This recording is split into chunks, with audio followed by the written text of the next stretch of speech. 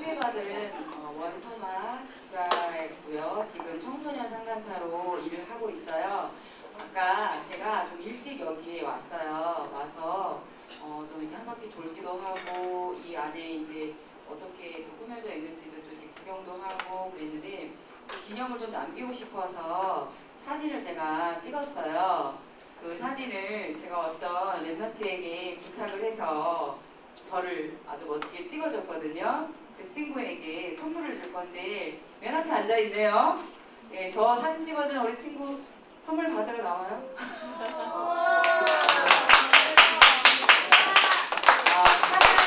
카드 넣을 수 있는 목걸이에요. 자, 선생님 센터에 있는 홍보물이기도 해요. 잘 쓰세요. 네. 자, 또 하나의 선물을 가져왔는데 이 선물은 카드용 USB예요. 이거는 나중에 마칠 때 저하고 게임을 해서 이기는 사람에게 줄 거예요. 네.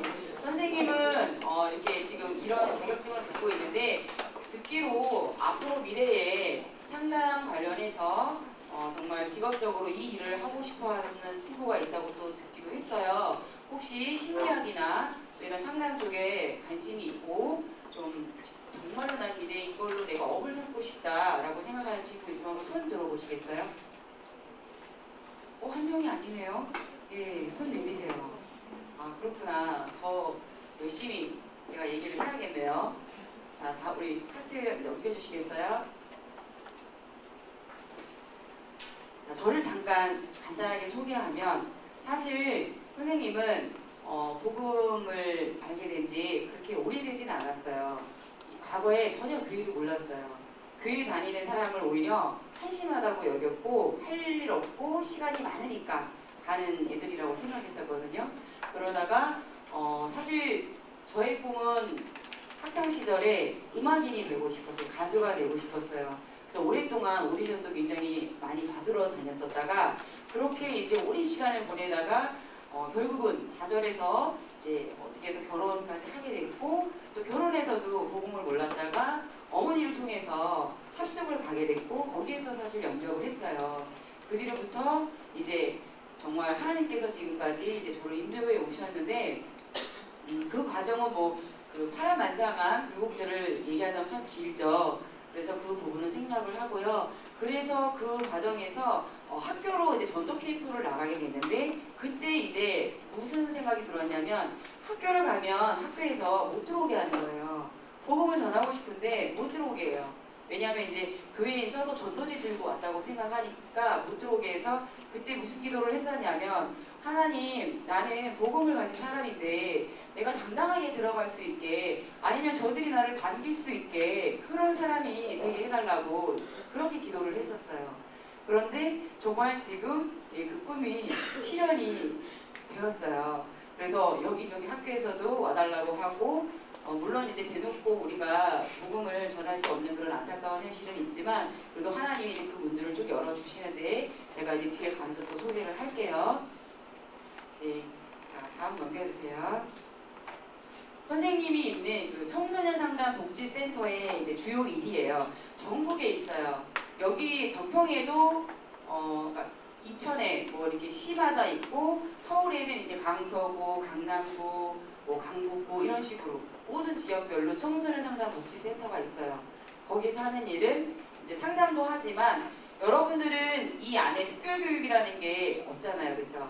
특별교육 들어봤어요? 학교에서 이제 벌점이라는 게 있어요.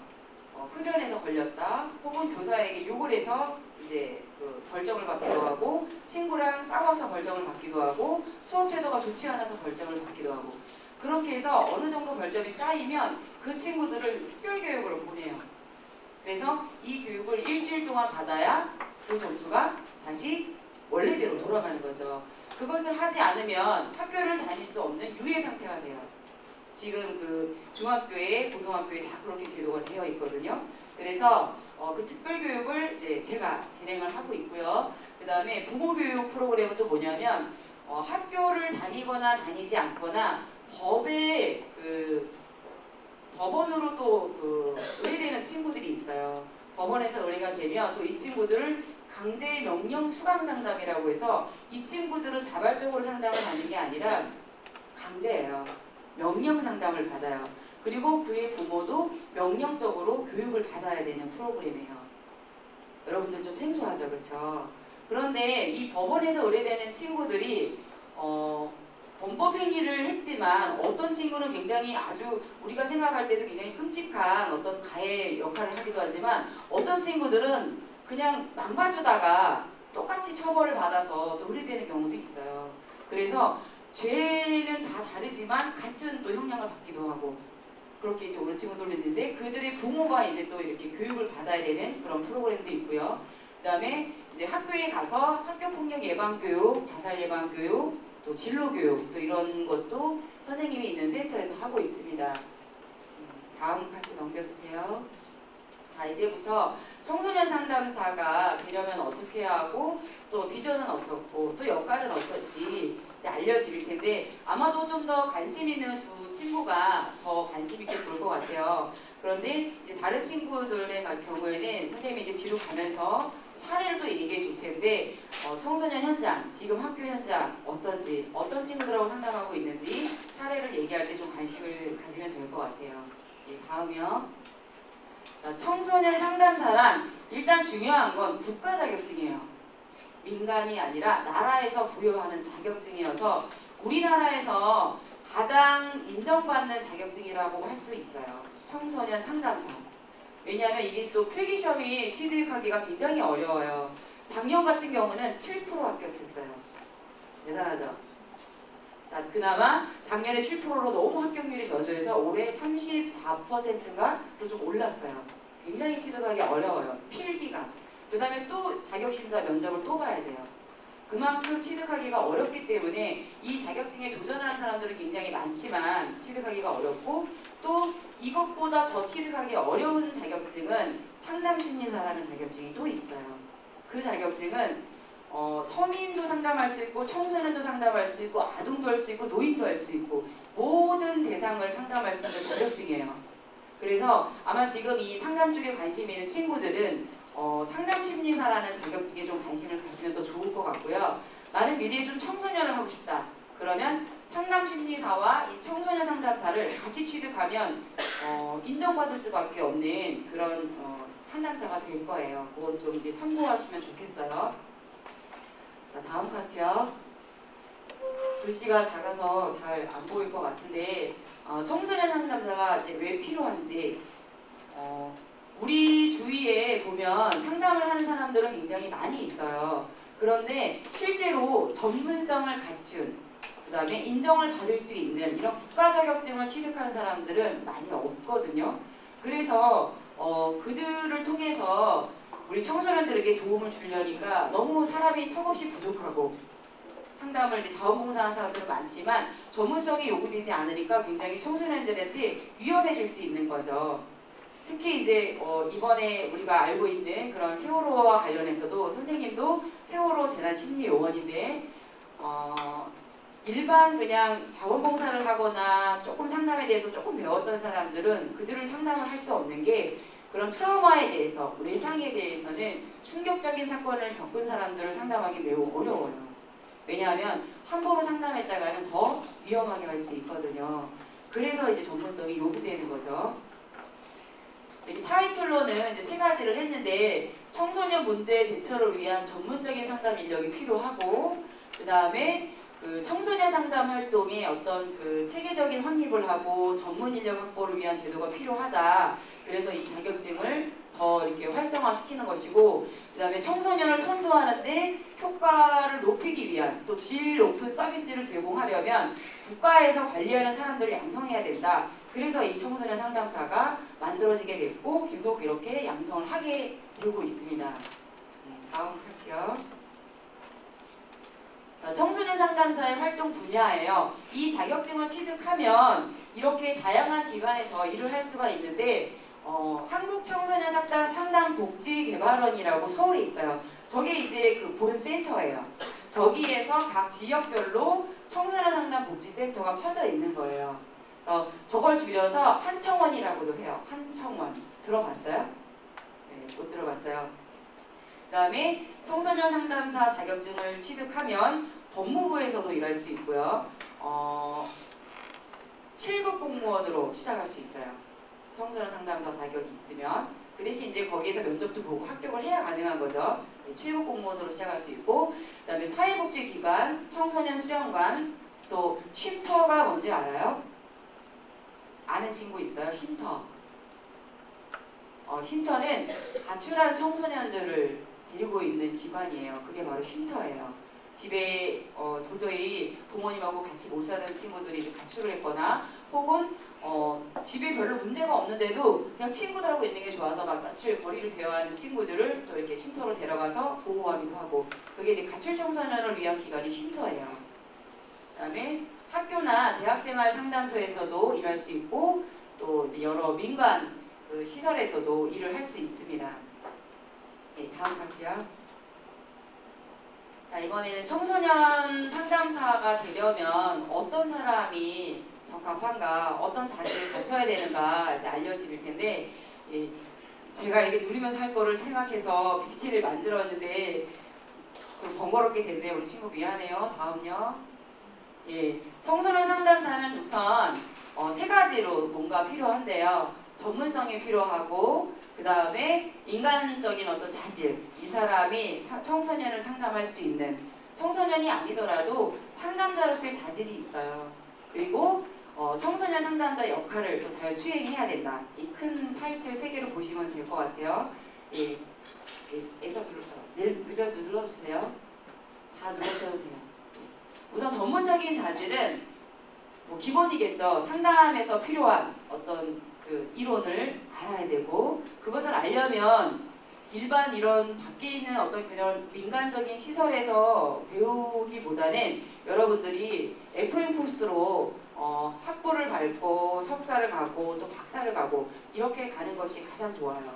왜냐하면 지금은 가면 갈수록 그 상담자가 전문성을 가지지 않으면 저희 말로는 이 바닥에서 못 살아난다 이렇게 얘기해요. 갈수록 시험도 어렵고 갈수록 취득하기가 너무 어렵기 때문에 제대로 그런 그 코스를 밟지 않으면 되기가 어렵다 이렇게 알고 계시면 될 것 같아요. 그 다음에 인간적인 자질은 사실 아까 잠깐 얘기했지만 이 사람이 어떤 사람이냐에 따라서 상담은 굉장히 달라져요. 만약에 예를 들어서 굉장히 영적 문제가 이제 심각한 상담자들도 있어요. 왜냐하면 복음 모르면 그럴 수밖에 없겠죠. 그죠? 복음을 알아도 우리가 또 힘든 상황도 있지만, 그런데 그런 사람이 누군가를 상담할 때 말 한마디 한마디가 그 사람의 한 프레임을 결정하거든요. 틀을 이제 만들어주게 되는데, 그러면 그것을 잘못된 거를 가르쳐줬을 때, 잘못된 걸로 자꾸 이렇게 선도했을 때 그게 잘못된지 모르고 갈 수 있거든요. 그래서 이 사람의 자질이 어떠냐는 매우 중요하죠. 그래서 특히나 이제 뒤로 이제 얘기하겠지만 왜 영적인 힘이 중요한지를 뒤에 가서 이제 알게 될 거예요.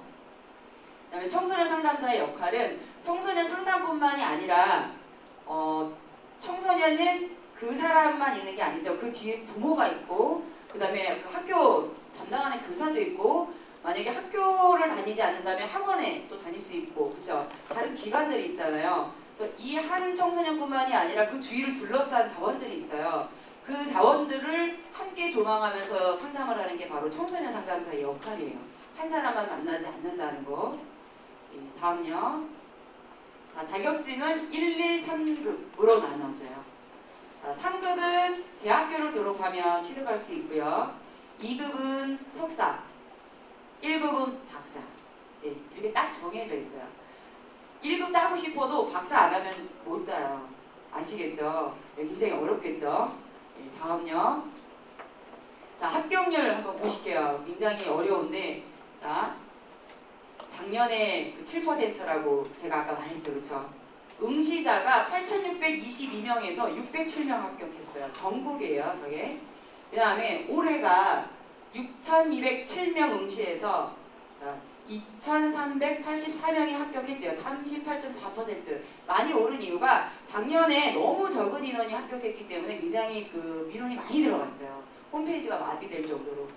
도대체 상담자를 뽑겠다는 거냐 말겠다는 거냐 이제 이런 항의가 너무 많이 들어와가지고 이제 국가적으로도 이렇게 되면 안 되겠구나 해서 이제 조금 난이도를 이제 약간 내린 거죠. 내린 게 그래도 38.4%면 많은 인원이 합격하는 건 아니에요, 그렇죠? 다음 파트요. 자, 청소년 상담사가 2020년 직업 예측에서 그 취업 증가율이 가장 높을 직업으로 선정이 됐더라고요. 이거는 이제 청소년 상담사뿐만이 아니라 상담과 관련된 직종이 그래요.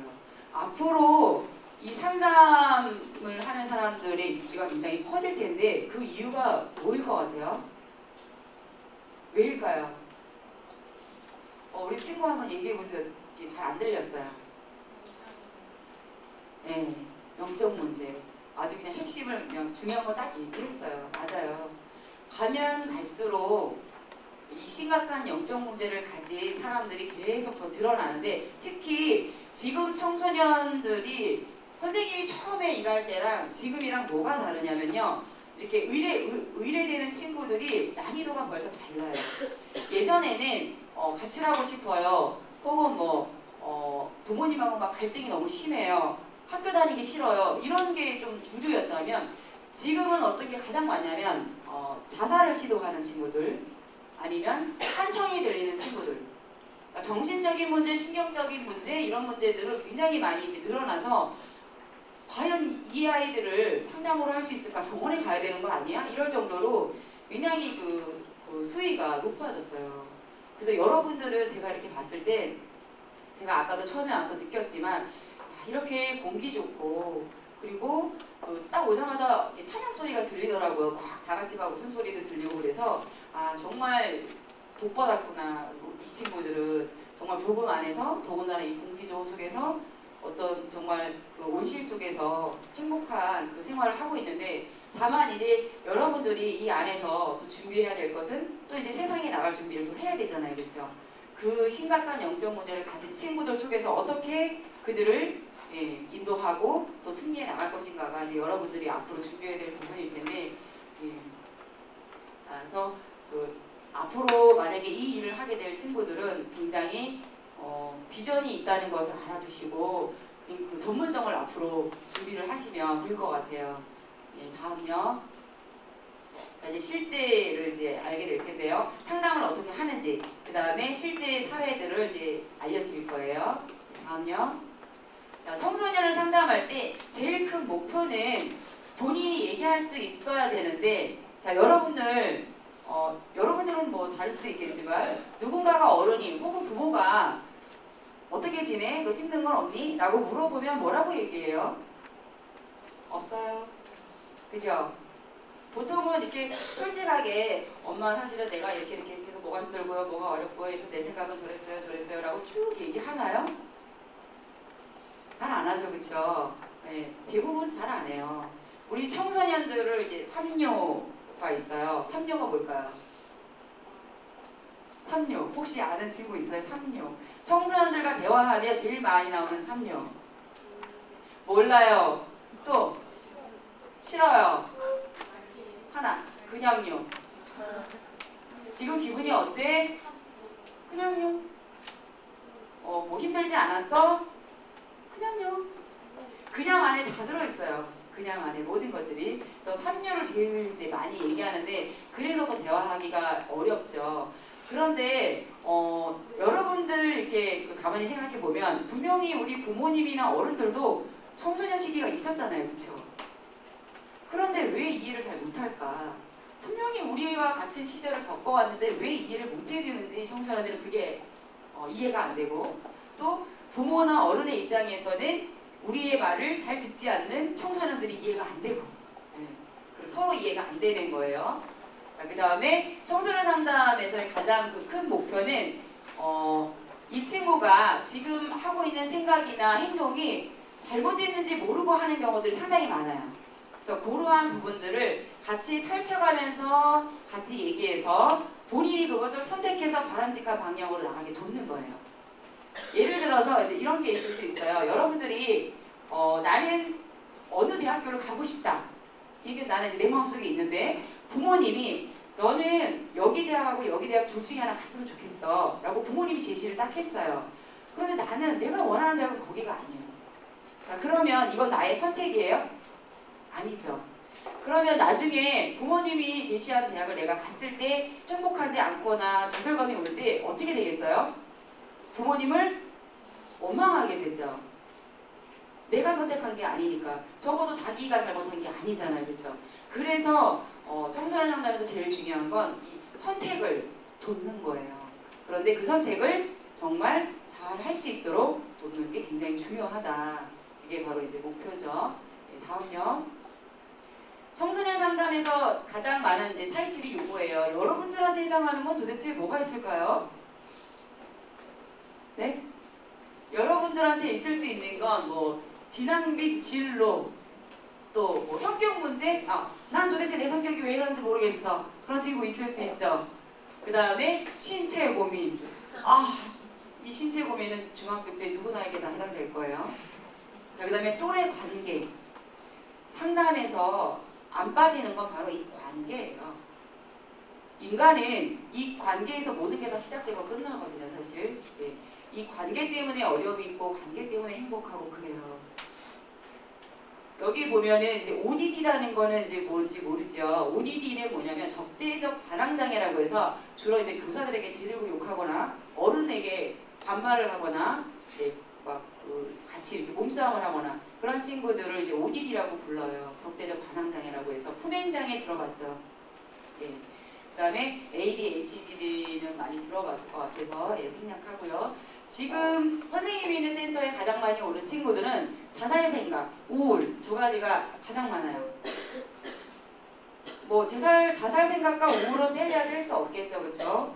그런데 이제 지금 학교에 있는 또 학교 밖에 있는 친구들이 대부분의 친구들이 우울한 느낌을 상당히 많이 갖고 있대요. 그냥 겉으로는 웃는 것 같지만 들어봤어요? 혹시 막 되게 밝고 웃어요. 근데 그 친구를 심리검사했더니 우울이 굉장히 높아요. 그럴 때 뭐라고 하냐면 가면성 우울이라고 해요. 청소년 시기에 특징일 수도 있어요. 아니 제가 무슨 우울하지? 저렇게 잘 웃고 밝게 생활하는데 그런데 그 아이의 안은 내면은 우울해요. 그게 바로 가면성 우울이에요. 보이지 않는 그런 친구들 굉장히 많이 있어요 지금. 그 다음에 가운데 학교폭력을 넣은 건 이거는 정말 그냥 지금은 너무 많아서 의뢰되는 게 그 학교폭력 가해자, 피해자 이렇게 나누잖아요. 방관자도 있고. 그런데 지금은 피해를 입은 친구들이 바로 가해를 해요. 대부분. 그래서 피해를 입었다고 해서 피해로 끝나는 게 아니라 그 피해 입은 아이가 가해자가 되는 그 악순환을 계속 이제 반복해서 돌고 있어요. 지금은. 다음요. 예, 요거는 너무 길어서 여러분들 잘 것 같아서 넘어가도록 할게요. 요 주 내용은 이거예요. 기성세대와 청소년들의 차이를 한마디로 이제 좀 간단하게 얘기하자면 우리 청소년은 굉장히 복잡하고 싶지 않다. 그런데 그 복잡한 걸 어른들이 요구한다. 맞나요? 선생님이 만나는 친구들은 대부분 그렇게 얘기해요. 뭔가 길게 얘기하면 벌써 짜증내요.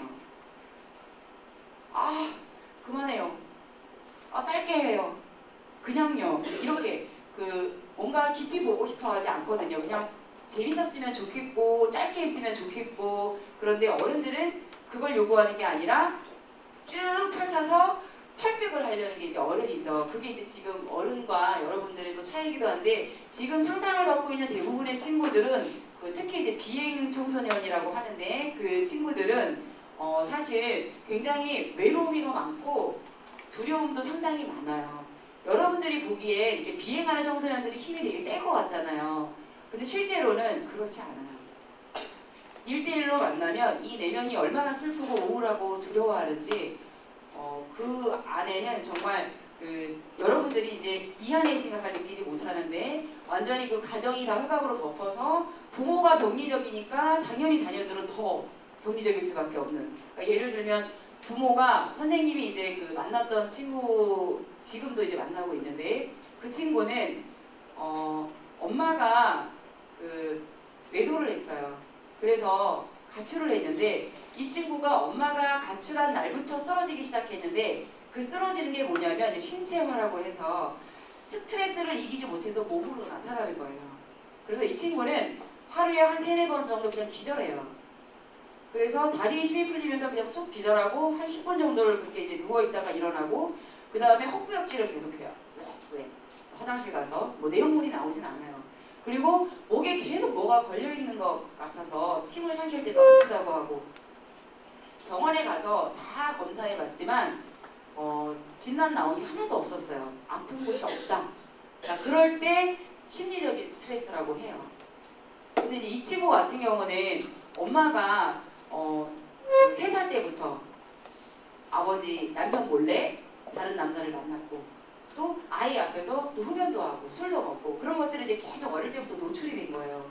그러다 보니까 이 친구가 이렇게 대화를 해보면 현실적인 얘기가 아니라 이상한 얘기를 자꾸 해요. 있지 않았던 사실이 아닌 그런 얘기들을 자꾸 하거든요. 그러니까 그리고 이 친구가 이제 선생님이 이제 그 화요일마다 만나는데 선생님하고 같이 있다가도 쓰러져요. 그럴 때 이제 선생님이 할 수 있는 건 의료행위를 할 수는 없잖아요. 그죠? 그래서 그 친구 손을 잡고 기도하는 것밖에 없어요. 그런데 정말 신기한 건 이 친구가 이렇게 그 경련도 같이 일으키거든요. 근데 제가 이렇게 잡고 흑암이잖아요. 그 흑암을 꺾고 같이 그러고 나서 이 친구가 이제 일어나서 얘기를 하면 눈빛이 그런 눈빛을 이제 나는 처음 봤는데 정말 그 사람의 눈빛이 아닌 것 같아요. 이 영이 없는 눈빛 같아요. 정말로 초점도 하나도 없고 그런 상태에서 이제 나를 바라보고 얘기하는데 그러다가 제가 이제 흑암을 꺾고 또 이제 속으로 기도를 하면 또 계속 고개를 또 숙여요. 눈을 안 마주쳐요. 그러다 가만히 있으면 다시 또 고개 들고 얘기하고 또 막 신경질 냈다가 갑자기 신경질을 냈다가 또 갑자기 울었다가 갑자기 또 막 이렇게 눈을 내렸다가 그렇게 알 수 없는 그런 행동들도 많이 하거든요. 예, 좀 다른 얘기로 흘러갔네요. 예, 다음 카트 볼게요. 예, 그래서 청소년들이 기성세대에게서 비판과 거부가 아닌 관심과 허영을 발견하게 될 때 그때 이제 말문을 열고 마음을 연다. 우리 청소년들이 결론적으로는 그렇게 얘기할 수 있고요. 그게 이제 문제 해결의 실마리가 된다. 가장 중요한 건 이제 관계를 형성하는 게 가장 중요해요. 다음요. 우리 청소년들의 특징은 일단은 상담을 받고 싶어하는 동기가 사실 별로 없어요. 내가 왜 받아야 되지? 이런 게 있어요. 거의 부모님들이 데려와요. 혹은 학교에서 억지로 의뢰해요. 너 받아야 돼. 이렇게. 그렇다 보니까 아니 내가 왜 받아야 돼 상담을 도대체? 그러면 그 생각에서부터 일단 화가 나요. 짜증나겠죠. 그렇죠? 그러면 상담자를 만났을 때 이미 화가 난 상태로 앉기 때문에 신뢰를 맺기가 굉장히 어려워요. 그래서 또 이제 상담자에 대한 이제 오해가 뭐냐면 학교에서 나를 이제 보냈잖아요. 아니 학교에서 그러니까 자신을 보냈잖아요. 그렇다 보니까 학교 선생님하고 상담자랑 쌤쌤이야. 둘이 짜고 나를 어떻게 하려고 그래. 또 혹은 부모님이 이미 우리 여기 상담선생님하고 내통을 했어. 그래 너네 같은 족속이지? 이렇게 생각을 해요. 그래서 상담자한테도 굉장히 이제 그 적대적으로 이렇게 반응을 하기도 하고 말을 안 하거나 아까 말했던 삼뇨를 이제 계속 얘기하기도 하고 그 다음에 특징은 성인 같은 경우는 그 한 사람만 만나서 그냥 말로만 쭉 해도 괜찮은데 청소년의 경우에는 그 한 친구가 아니죠. 아까도 말했듯이 부모도 있고 그 환경의 영향을 굉장히 많이 받아요. 특히 부모의 영향을 가장 많이 받는데 부모가 어떻게 또 이제 대하느냐에 따라서 이 친구가 굉장히 좋아질 수도 있고 더 안 좋아질 수도 있기는 해요. 그래서 상담에 대한 한계는 사실 있어요. 이 부분도 여러분들이 이제 아셔야 될 것 같아요. 예, 다음요. 예, 다음 넘길게요. 사례를 좀 봤으면 좋겠는데 예, 뒤로 쭉 넘겨주세요. 계속 넘겨주시면 사례 나와요. 예, 요거 예, 한 면 다 열어주세요. 자, 사례를 좀 같이 볼게요. 이 친구는 중학교 2학년 때 제가 만났어요. 지금은 고등학생 됐거든요. 2학년 때 어떤 일이 있었냐면 학교에서 집단 폭행을 당했어요. 12명의 친구들이 학급의 친구들이 이 친구를 이제 집단으로 때렸어요. 때린 이유는 얘들 말 표현에 의하면 꼬라봤대요. 꼬라보는 게 뭐예요? 쳐다본 거죠, 그죠? 친구 입장에서는, 가해자 입장에서는 째려봤다, 이제 그걸 꼬라봤다고 하잖아요, 그죠? 꼬라봤다는 이유로 한 명이 때리기 시작하면서 이제 주변에서 같이 때려서 12명이 합세해서 때렸어요. 그래서 이 친구가 그때 당시에 이제 처음 만났을 때 어떤 상태였냐면 은둔형 외톨이라고 해서 히키코모리라고 해요. 밖에 절대 나오지 않아요. 대인 공포가 생겨서 밖에 못 나오고 집에서도 거실에 안 나와요. 자기 방에만 있어요. 밥도 안에 넣어줘야 돼요. 화장실만 가요. 그래서 이 친구가 상담센터에도 오지 못하는 상황이어서 집으로 이제 방문을 했어요. 방문을 했는데 이 친구 처음 만났을 때 이제 특징이 뭐였냐면 인상적이었던 게 고개도 안 들고 앉은 상태에서 이렇게 고개를 숙이고 있었어요. 다리를 오므리고 그렇게 고개도 한 번도 안 들고 있었어요. 이제 선생님하고 만났을 때도 그때 1시간가량을 내가 그 방 안에 같이 있었는데 고개를 들지 않고 말 한마디 안 했어요. 그랬을 때 이제 제가 저도 이제 소개만 하고 말을 안 하니까 말을 안 할 때는 어떻게 해야 돼요?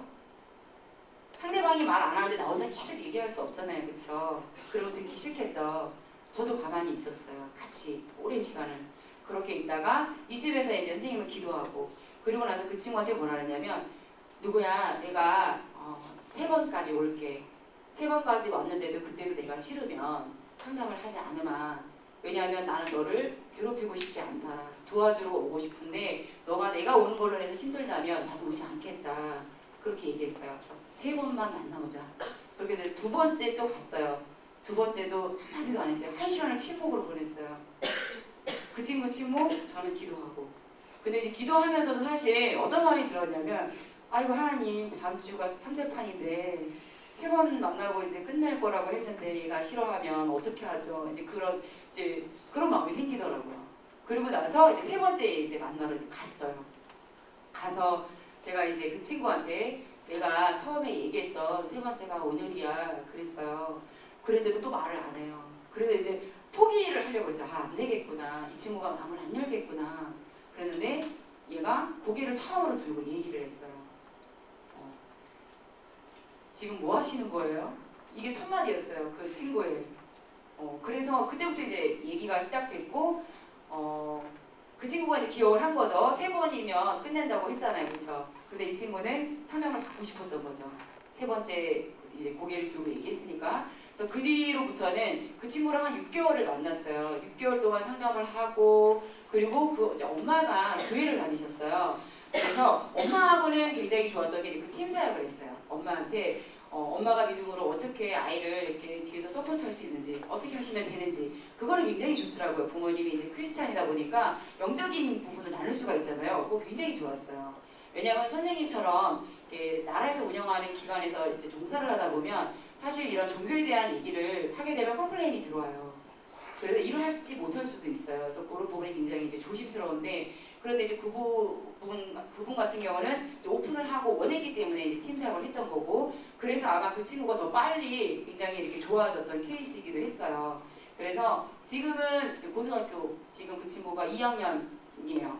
그래서 학교를 굉장히 잘 다니고 있는데 등교 거부했고 사람에 대한 공포가 생겼고 그래서 우울증이 굉장히 심각했었어요. 그 당시에.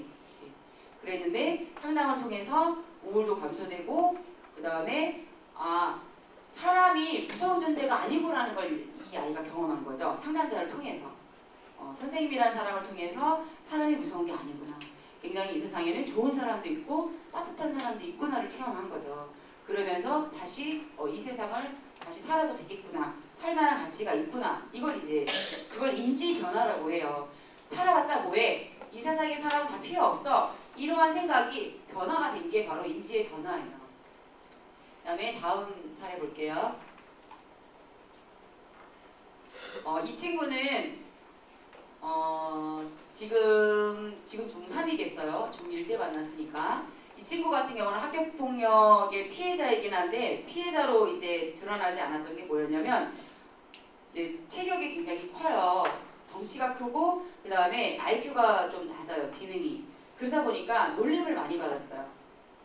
뭐 이 돼지야, 이 고릴라야, 이 장애인아 친구들이 주변에서 그렇게 불러요. 그 친구를. 근데 이 친구는 그게 너무 싫은 거예요. 너무 싫으니까 그렇게 부르지 마 하고 자꾸 이제 소리를 지르니까 오히려 담임교사 선생님이 이 아이를 지적을 자꾸 하는 거예요. 너 조용히 해. 왜 자꾸 소리 질러? 근데 이 친구는 자기를 그 보호하기 위해서 했던 건데 자기가 오히려 이제 자꾸 지적을 받으니까 오히려 더 화는 화대로 나고 그러다가 이제 수업 시간에 친구들이 뒤에서 이 볼펜이 있잖아요. 볼펜으로 이렇게 등 찌르고 여기 찌르고 머리 찌르고 이거를 계속 한 거야 수업 시간에. 그래갖고 얘가 폭발을 내가지고 와 소리를 이제 막 지른 거죠. 그랬더니 이제 담임 선생님이 부모님께 학교로 오세요. 아이가 이상하다. 수업 시간에 소리를 지르고 난동을 피웠다. 도대체 가정교육을 어떻게 시키는 거냐. 그렇게 해서 의뢰가 됐어요. 그런데 이제 선생님을 만나서 전후 사정을 다 파악해 보니까 이 아이는 어떤 아이에 해당돼요? 학교폭력 피해자죠, 그죠? 피해를 받고 있었던 거예요. 그래서 그거에 대한 거를 이제 선생님이 학교를 상대로 해서 이제 서면사과 받아내고 또 부모들에게도 사과 받아내고 이 아이들한테도 사과를 받아내니까 이 친구가 이 아이들이 어떤 큰 처벌을 받지 않았어도 그 사과만으로도 굉장히 마음이 많이 풀렸어요, 그때. 그리고 다시는 이제 놀리지 않겠다, 이제 이런 이제 각서를 쓰지만 여러분들 왜 이 각서라는 게 처벌을 받지 않기 위해서 각서 쓰는 게 훨씬 더 많아요. 각서를 써도 잘 지키지 않거든요. 그러면 학교 현장에 모든 학교 폭력이 없어지게요. 각서 써서 그게 다 없어진다면 그렇진 않거든요. 이 친구 같은 경우도 그래서 그 부모님이 굉장히 안 좋아했던 게 뭐였냐면 조울증이었어요. 엄마가. 조울증은 뭐냐면 한때는 훅 우울했다가 한때는 막 이렇게 방방 떠가지고 감정 기복이 너무 큰 거예요. 이 얘기 들으면 어떤 친구들은 나도 감정 기복 큰데 막 웃었다 울었다 하는데 이럴 수 있어요. 그런 걸 말하는 게 아니에요. 네. 그래서 그 부모님 같은 경우가 아이를 양육하는데 굉장히 어려움이 있어서 부모 상담도 이제 꾸준히 계속해서 이제 알려드렸어요. 어떻게 해야 되는지. 그래서 이 친구 같은 경우도 그렇게 해서 많이 좋아졌다는 거. 다음 사례 볼게요. 자, 이제 요거 같은 경우도 다음 사례 나오는 경우도 여러분들한테는 좀 생소할 수 있을 것 같아요. 자, 이 친구는 학교에 일진이에요. 물론 지금도 일진이에요. 일진이 어디 가나요, 그쵸? 그 일진은 계속 가요. 그런데 이 친구 같은 경우는 법원에서 의뢰됐어요. 아까 말했죠. 명령 상담을 받아야 된다. 12번을 받아야 돼요. 근데 이 친구 같은 경우 본인이 손을 대지 않았어요. 상대방을. 얘는 말만 했어요. 왜? 얘는 짱이거든요. 짱은 시키잖아요, 그렇죠? 그래서 자기 그 밑에 있는 애들한테 친구들한테 쟤 좀 까 이래가지고 가갖고 몇 명이서 집단으로 때려가지고 이제 넘어온 케이스거든요. 근데 이 친구는 처음에 뭐라 그랬냐면 자기 잘못한 거 없다. 난 안 때렸다. 근데 본인이 이제 말로 시킨 거에 대해서는 전혀 잘못을 인정을 하지 않았었던 친구예요, 처음에. 그랬다가 이제 상담을 하면서 이제 변화되기 시작하는데 이 친구의 부모님도 굉장히 상당히 우울이 심해서 아이를 키울 수가 없어요. 매일 술 먹고 아빠는 알코올 중독에 엄마는 우울증에 그러니 얘가 집에를 가고 싶겠어요. 집에 가고 싶지 않죠. 얘는 집에 안 가요, 잘. 늘 친구 집을 전전긍긍하면서 돌아다니면서 그렇게 생활을 해요. 그러다가 얘가 처음으로 건강한 어른을 만났어요. 그게 누구예요? 네, 선생님을 만난 거예요. 네. 이 세상에 이런 어른도 있구나. 왜냐하면 자기를 그렇게 대해준 사람이 없거든요. 왜냐하면 학교의 일진, 소위 말하는 날라리 친구들을 선생님들이 좋게 대하나요? 그렇지 않아요. 그렇죠? 그런데 이 친구한테 대하는 태도가 얘는 처음에 굉장히 그게 이제 에이 뭐 저러다 말겠지 이렇게 생각했대요, 본인은. 그런데 항상 늘 일관성 있게 하는 상담자의 중요한 태도인데 늘 변함이 없어야 돼요. 기분 좋으면 잘해주고 기분 나쁘면 야 오늘은 너 대충 하고 가 이렇게 하면 안 되거든요. 항상 이제 변함이 없어야 되는데 그거를 이제 12번 동안 얘가 겪으면서 굉장히 많이 달라진 게 뭐였냐면 이 아이도 생각의 변화가 온 게 이 세상이 모든 사람이 나쁘진 않구나. 좋은 사람이 있구나를 경험한 거예요. 그러면서 이 친구가 이제 선생님하고 상담하면서 이제 뭐가 강점이 보였냐면 얘가 그 시간을 굉장히 잘 지키더라고요. 보통은 법원에서 오는 친구들은 시간을 잘 안 지켜요. 10분, 20분, 30분 지각하는 거는 그냥 기본이에요. 근데 얘는 첫날부터 딱 5분 전에 왔어요. 그래갖고 그걸 칭찬했어요. 야, 너 5분 일찍 왔네. 대단하다. 보통 법원에서 오는 친구는 약속 안 지키는데 딱 그거 한마디 했거든요. 그랬더니 그 다음 주에는 10분 좀 더 전에 왔어요. 더 일찍 왔어요.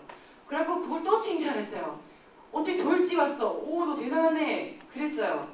그랬더니 정말 이 칭찬 한마디가 그 사람을 더 열심히 하게 만드는 원동력이 되는 건 맞아요. 그 친구가 그 문자가 왔어요. 그 다음 주에는 선생님 1시간 좀 더 일찍 해도 돼요? 이렇게 문자가 왔어요. 그래서 그건 안 돼. 정해진 시간에 해야 돼. 왜? 그랬더니 아니에요. 이렇게 왔어요 문자가. 그랬는데 선생님이 이제 그 정해진 시간에 갔더니 이 친구가 입이 와 있어요.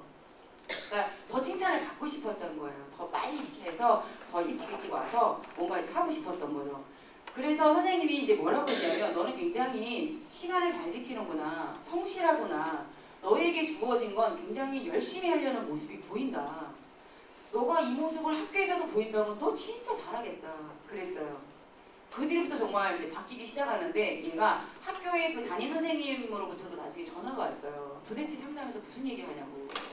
얘가 툭하면 선생님이 뭐 얘기하면 말투가 끝을 요자를 얘가 안 한대요. 그러니까 본인은 하는데 그게 안 들리는 거지 선생님한테는. 아 됐어. 아 싫어. 이렇게 말투가. 그래서 선생님들한테 이제 자꾸 혼난다는 거. 너 말 똑바로 안 해? 이렇게. 본인은 존댓말 하고 싶지 않은데 그래도 한다고 하는 게 그거라는 거죠. 그런데 얘가 그런 태도가 보이지 않는다는 거예요. 그러니까 얘가 뭘 알았어요?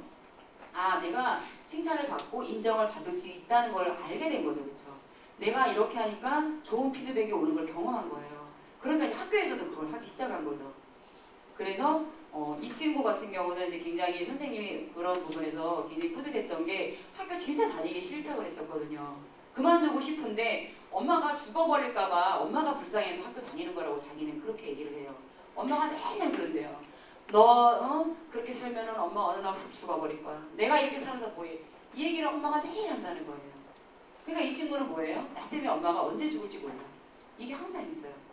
얼마나 불쌍해요. 그죠? 그래서 이 친구 같은 경우는 이제 그 성격 검사라든지 진로 검사까지 같이 해가고 진로 과제에 맞춰서 상담을 이제 마무리했던 그런 케이스예요. 그래서 지금 가끔 이렇게 카톡으로도 와요. 본인이 이제 어떻게 지내는지 칭찬받고 싶어서. 다음 사례 볼게요. 아주 생소한 여러분들에게 좀 와닿지 않죠.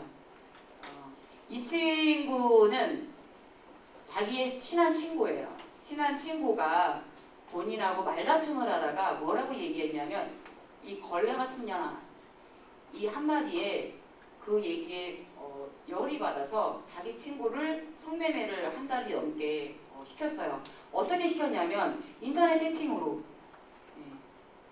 그래서 한 번에 5만원, 많게는 10만원 이렇게 해서 성인을 상대로 돈을 받아가면서 하루에 6번에서 많게는 10번까지 돌렸어요. 이 친구를. 그러니까 모텔이라든지 호텔이라든지 여관이라든지 이렇게 어른들을 상대로. 그렇게 해서 이 친구가 그 당시에 법원에서 왔던 숫자가 1200만원? 한 달 넘게 이 친구를 통해서 버는 수익이 1200. 그래서 그 돈으로 뭐 했냐고 물어보니까 가방 사고 이제 그 브랜드 이름 있는 청바지 이런 거, 그다음에 신발, 그다음에 술 사 먹고 담배 피고 게임방 가고 그걸로 다 탕진해 1200만 원 다 썼어요. 이 친구 같은 경우는 부모가 어린 시절에 이혼을 했어요. 이혼을 했고 엄마가 이제 키웠는데 그렇다고 이제 엄마가 잘 키웠냐? 그것도 아니죠. 엄마는 이제 일을 하니까 또 아이를 또 제대로 키우지 못하고 또 그 상태에서 아버지가 없이 또 자라다 보니까 이 친구가 자기 친구만 성매매를 시키는 게 아니라 선생님하고 이제 같이 상담을 하면서 알게 된 거였는데 이 남자 저 남자하고 많이 잠자리를 가져요. 그 당시에 이제 고등학생이었는데도 불구하고 왜 그러냐고 했더니 외롭대요. 그냥 같이 있어야 누군가 있어야 된대요. 아무나 있어도 된대요. 자기는. 이해가 좀 안 되죠. 그렇죠? 그냥 남자면 된대요. 자기를 안아줄 수 있는. 그러니 얼마나 정말 이 사단이 이 아이의 정말 몸과 마음을 완전히 덮어버린 거잖아요. 그렇죠? 아무것도 못 보게 만들어요. 아무것도 못 듣게 만들고. 그래서 굉장히 그 선생님이 처음에 얘를 만났을 때 너무너무 안타까운데 이 안타까운 걸 어떻게 이렇게 도와줘야 될까? 이게 과연 변화될 수 있을까? 좀 그런 이제 의구심이 처음에 들었었는데 뭐 어떻게 해요, 그죠? 계속 기도하면서 이 친구하고 얘기하면서 놀랍게도 이 친구가 얘기를 하는 게 진실을 이제 뭐라고 얘기하냐면 아버지가 엄마를 버리고 갔기 때문에 자기가 남자에 대해서 복수를 하는 거다. 이 세상 모든 남자를 자기가 다 한 번씩 데리고 자겠다. 그게 남자에 대한 복수다. 이게 이 친구의 생각이었어요. 여러분들은 웃지만 그 친구는 그게 굉장히 심각한 거였고 자기의 결단이었어요. 그걸 복수라고 생각해요. 무시무시한 생각 아니에요? 그건 뭐예요? 복수가 아니라 자기를 완전히 파괴시키는 거잖아요. 그렇죠? 사단이 이 친구를 완전히 망가뜨리는 거예요. 그거는. 그러니까 이게 이제 영적인 눈이 열리지 않으면 이 부분을 볼 수가 없겠죠. 그렇죠? 어떻게 보겠어요? 얘가 미쳤구나. 얘 병원 가서 빨리 약 먹어야 되겠다. 이렇게 보겠죠. 복음이 없으면. 근데 영의 눈으로 보면 다르게 볼 수 있는 거죠. 야, 참 심각하구나. 이 흑암이. 이렇게 보게 되면 어떻게 흑암을 꺾어야 되는지 기도할 수 있게 되고 또 기도하고 나면 또 이 친구하고 대화하면서 그것이 얼마나 잘못된 것이고 얼마나 위험한 건지 그거 잘못됐어 이게 아니라 그건 너를 스스로 너를 죽이는 일이야 를 알게 하는 거죠. 그걸 얘가 알고 나서는 그 다음부터는 이제 12번이다 보니까 한계가 있어서 그 다음에 이제 어떻게 되는지 잘 모르겠지만 마지막 상담할 때쯤 됐을 때는 이 친구가 밖에 매일 바꾸던 그거를 이제 멈췄어요. 그거를 멈추긴 했는데 참고 있다 했어요. 그냥 참는 정도. 내가 이제 이렇게 하면 안 되겠다. 그러면 선생님, 근데 내가 이렇게 걸레 같은데 정말로 내가 이렇게 걸레인데 한 남자를 만날 수 있을까요? 이렇게 이제 그 얘기가 이제 마지막 상담에서 이루어졌어요. 놀라운 변화 아닌가요, 이것도? 그렇죠. 네. 그래서 가치관 변화가 굉장히 이제 중요한데 청소년에게 이게 굉장히 이제 어려운 부분이죠. 그래서 이 친구는 나중에 학교를 사실 다니다가 그만뒀어요. 본인이 이제 다닐 수 없는 상태가 돼서 왜냐하면 본인의 그런 이제 범죄 사실이 다 알려졌으니 학교를 어떻게 다니겠어요, 그렇죠? 본인이 자퇴했어요. 자퇴해서 학교 밖 청소년 프로그램이 또 있어요. 그래서 여기에서 이제 연계해서 검정고시 지금 준비하고 있고요. 그 다음에 그 친구가 이제 뭘 좋아했냐면 항상 상담에 올 때마다 머리를 얼마나 막 요란하게 막 미정을 해서 하는 것처럼 그렇게 막 하고 와요. 그 다음에 화장도 아주 굉장히 진하지만 아주 잘해요. 그래서 뭐라 그랬냐면 야, 너 미용 쪽으로 하면 참 잘하겠다. 재주 되게 좋다, 손재주가. 그랬더니 정말 그 말 한마디에 얘가 그 미용에 관심을 가져갖고 지금 미용 학원도 이제 저희가 지원해서 무료로 다니고 있어요. 그쪽으로 이제 앞으로 이제 준비하게 될 텐데 이 청소년에게 어떤 강점이 있고 어떤 자원이 있는가를 또 발견하는 것도 상담자의 굉장히 중요한 역할 중에 하나죠. 예, 이제 거의 다 이제 와가는데요. 예, 다음요. 자, 이제 마지막으로 청소년 상담자에게 이제 중요한 것. 청소년 상담에 대한 이제 사명의식인데 사명. 청소년을 상담하는 거랑 성인을 상담하는 거는 굉장히 달라요. 일단은 여러분들도 다 개개인마다 차이가 있지만 청소년의 특성이 있거든요. 그리고 가치관의 특성이 있어요. 그거를 이해하지 않으면 이 아이의 입장에서 보지 않으면 굉장히 어려워요, 상담은. 여러분들끼리도 사실 대화하면서도 아, 쟤왜 저러냐? 이러죠, 그죠? 이럴 때 있죠. 서로끼리도 그러는데 어른이 청소년을 상담할 땐 더 어려울 수도 있겠죠, 그렇죠? 그 다음에 상담 기술보다 더 중요한 것은 아까도 처음에 얘기했지만 상담자의 인성이나 자질이 굉장히 중요하다.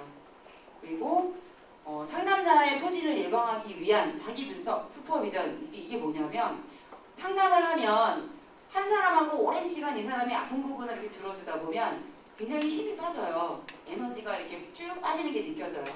그런데 이거를 하루 종일 한다고 생각해 보세요. 굉장히 힘들거든요.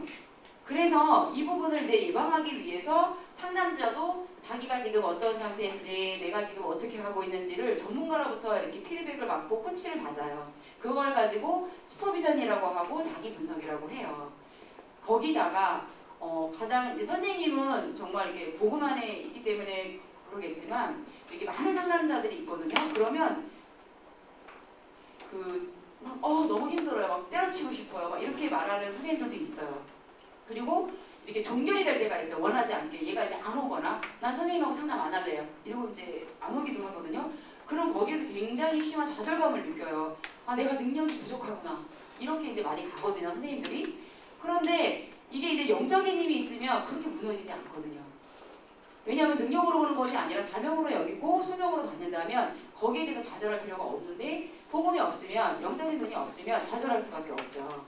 그래서 여러분들이 특히 이제 상담자가 되고 싶다면 가장 필요한 것이 그런 영적인 힘을 하나님으로부터 공급받아야 된다. 그것이 지속이 돼야 된다.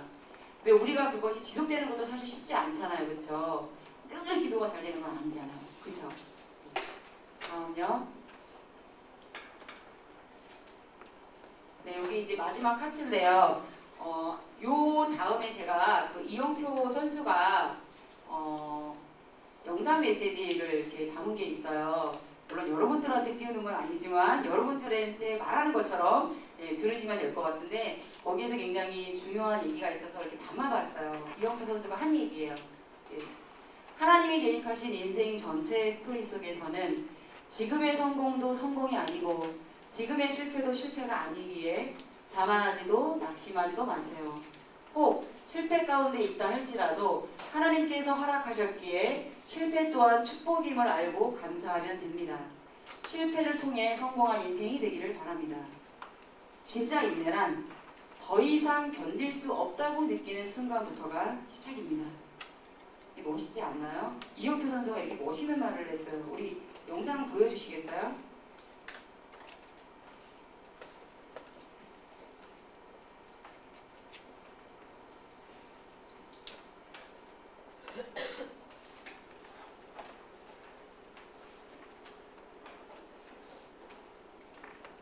저는 이영표 선수입니다. 이렇게 영상으로 만나 뵙게 돼서 반갑습니다. 제가 하나님을 처음 믿을 때 또 믿고 나서 아주 수없이 많은 질문들 그리고 또 의문들이 있었습니다.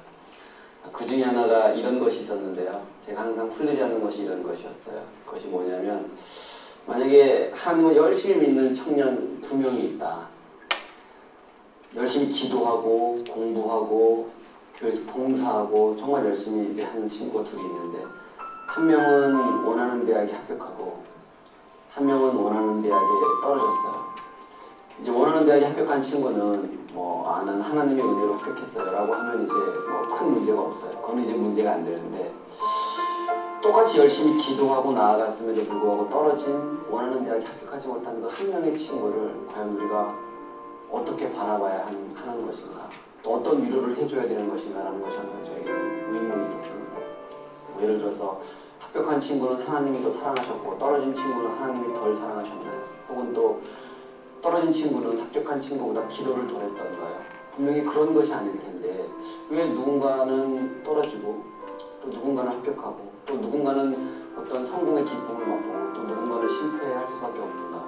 또 우리는 그것을 같은 크리스찬으로서 어떻게 바라봐야 되는 것인가? 그것이 저에게 가장 의문이었어요.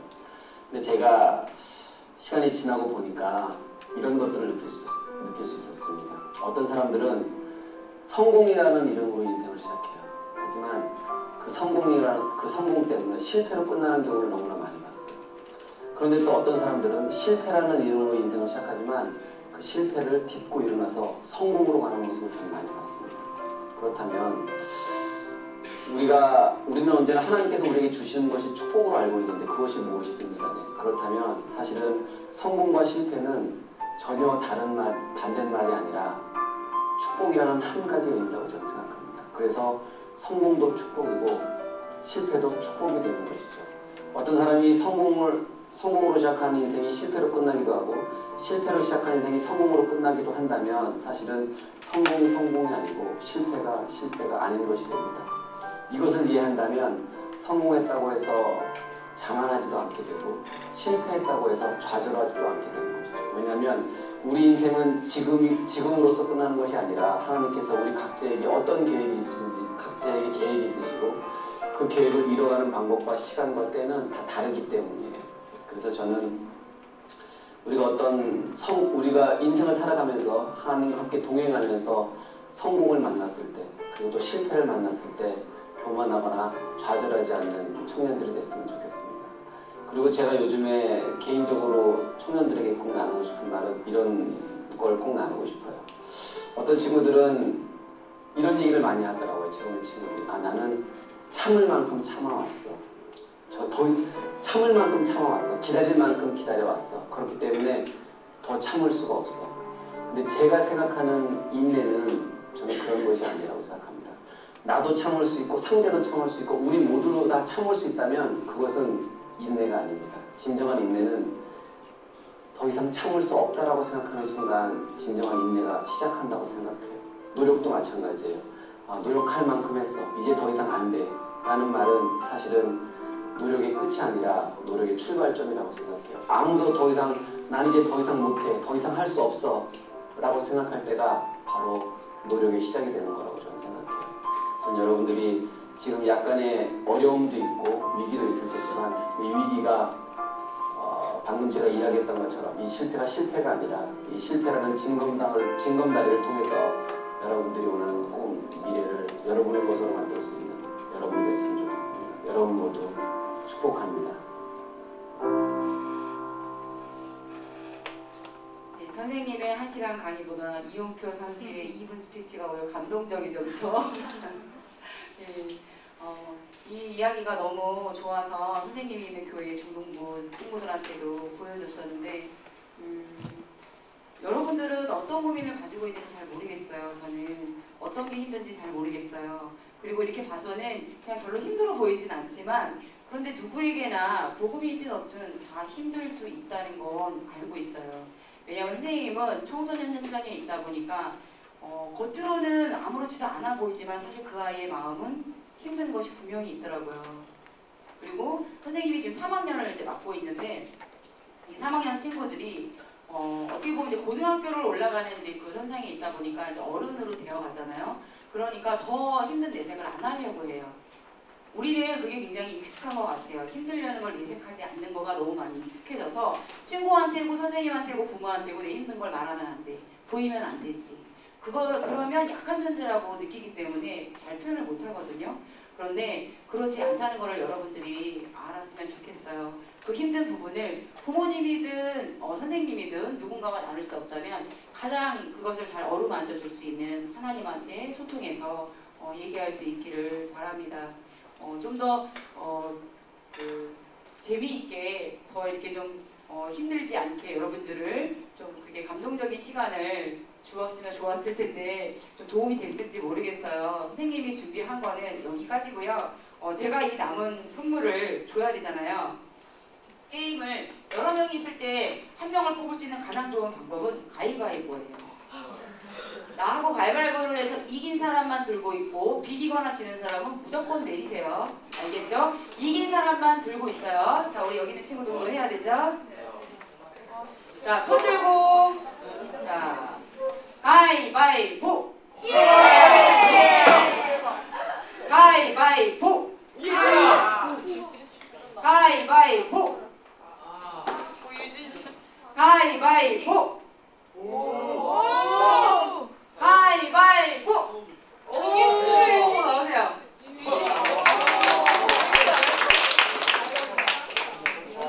네, USB예요. 잘 쓰세요.